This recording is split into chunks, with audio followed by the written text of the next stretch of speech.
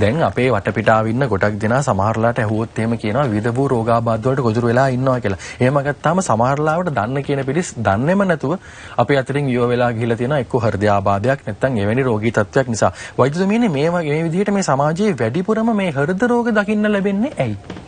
ඔව් ඇත්තටම ගොඩාක්ම හෘද රෝග හැදීමට ප්‍රධාන හේතුව තමයි නිසි කළමනාකරණයක් නැතුව තමන්ගේ ශරීරයට අධික ලෙස තෙල් ආහාර ගැනීම. තෙල් වලින් තමයි ගොඩාක්ම මේව ගිහිල්ලා නාලවල තැම්පත් වීම නිසා තමයි ගොඩාක්ම. ඒක නිසා ගොඩාක් දැන් අද කාලේ හෘද රෝග වලට ගොදුරු වෙන්නේ වයසක අයට වැඩිය තරුණ ළමයි. මොකද තරුණ ළමයි කන දේවල් බොහොම නරක දේවල් නේ කන්නේ.